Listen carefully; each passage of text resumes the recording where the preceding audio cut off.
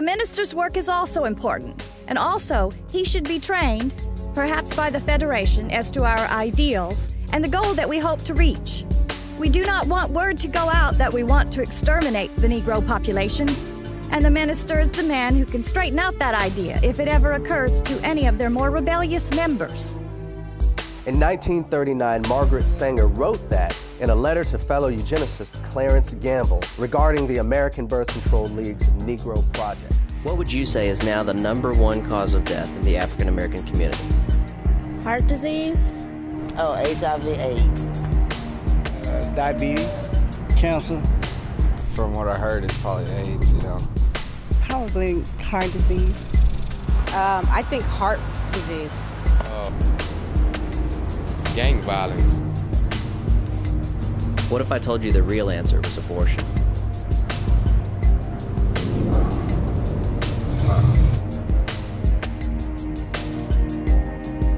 Since 1973, legal abortion has killed more African Americans than AIDS, cancer, diabetes, heart disease, and violent crime combined. Every week, more blacks die in American abortion clinics than were killed in the entire Vietnam War.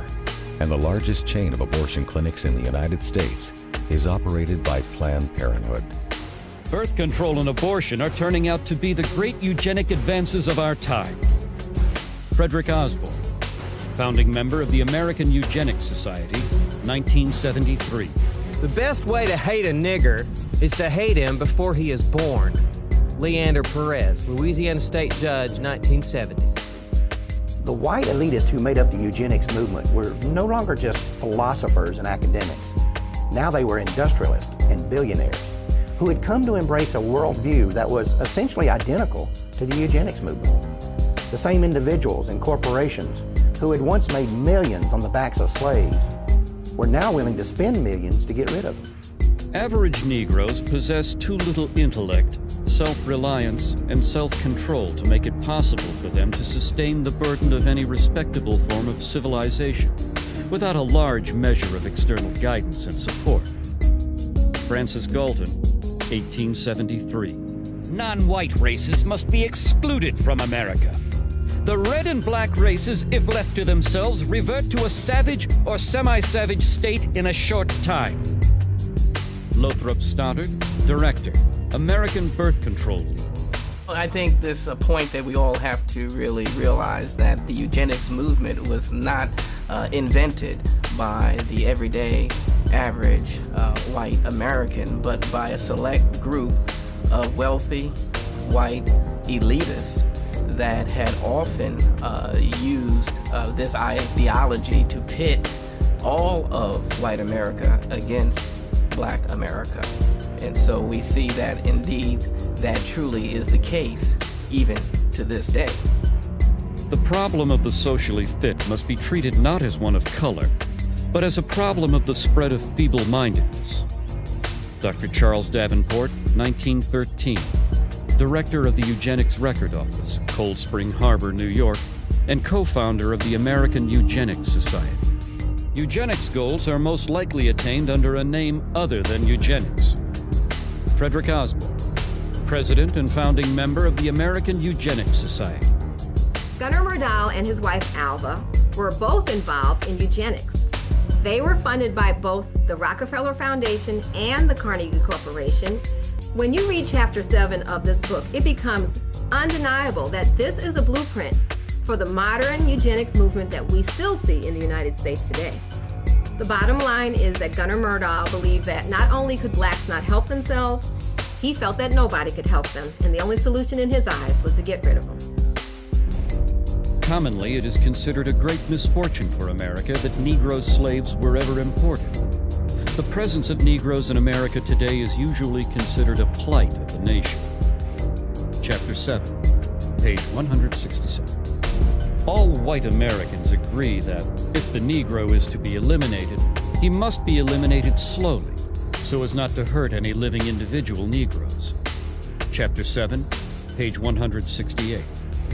The only way possible of decreasing Negro population is by means of controlling fertility. Chapter 7, page 107.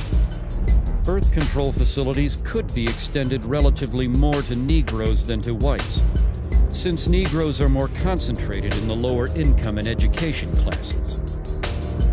Chapter 7, page 176. I do not join in the belief that the African is our equal in brain or in heart.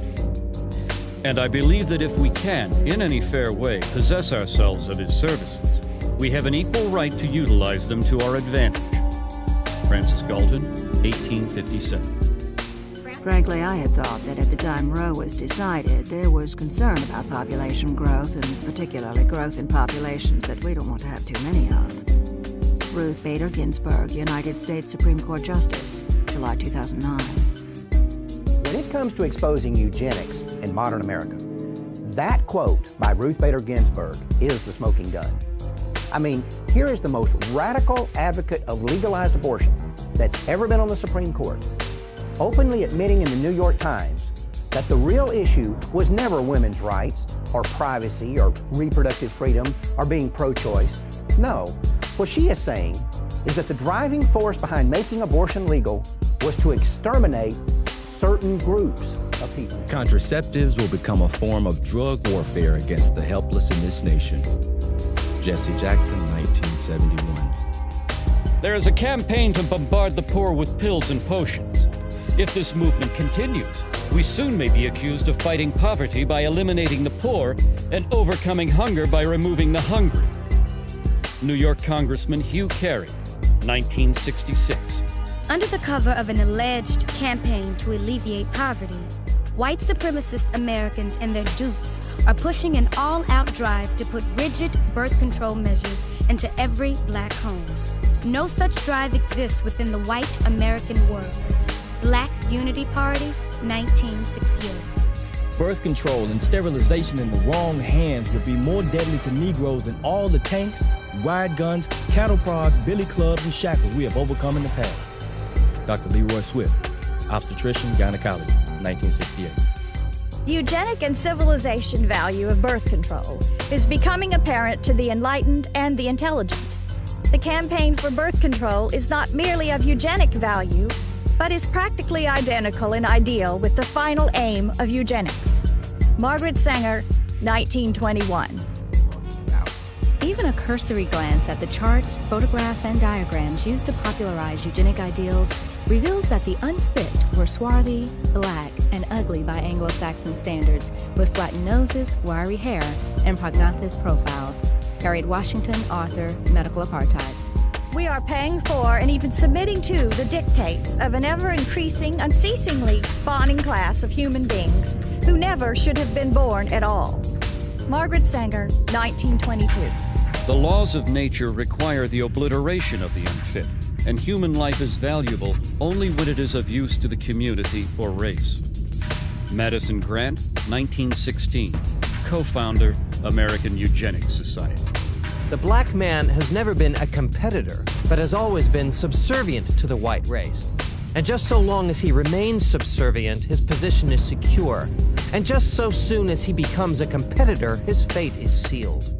Dr. Benjamin Hayes, eugenicist, 1905. At some future period, not very distant as measured by centuries, the civilized races of man will almost certainly exterminate and replace the savage races throughout the world. The break between man and his nearest allies will then be wider, for it will intervene between man in a more civilized state, and some ape as low as a baboon, instead of as now between the Negro or Australian and the gorilla. Charles Darwin, 1890. For them, the reason birth control and abortion were being pushed was not a secret. Those whom we could not get rid of in the rice paddies of Vietnam, we now propose to exterminate if necessary, eliminate if possible, in the OB wards and gynecology clinics of our urban hospitals. Jesse Jackson, 1971. Black people are the target of birth control, not because the ruling politicians like them and care about their economic equality, but because they hate them and can no longer use them in plantations and other cheap labor conditions. Muhammad Speaks, the Black Muslim newspaper, 1970. I believe the entire question of abortions is just one more in the continuous series of events to eliminate the black population. Father George Clemens, Jet magazine, 1973. The abortion law hides behind the guise of helping women, when in reality it will attempt to destroy our people. Brenda Hyson, New York chapter, Black Panther Party, July 1970. The racist tells you to take birth control pills to kill, to murder life that might have existed if you had not. They are planning mass extermination of people they consider dispensable. Van Keys, Oakland chapter, Black Panther Party, 1969. A true revolutionary cares about the people. He cares to the point that he is willing to put his life on the line to help the masses of poor and oppressed people. He would never think of killing his unborn child. Detroit chapter, Black Panther Party, 1970. Who the hell is getting the pill? The Mexican and the Negro. Do you want to wipe us out? Cesar Chavez, 1967. Now you've seen the rest of the story. Now you know that legalized abortion is more than just a crime against humanity. It is also the continuation of a 150-year-old racial agenda that was founded in Black genocide. And I hope that you have also come to see that as long as abortion remains legal, the MAAFA cannot end. Thanks for watching.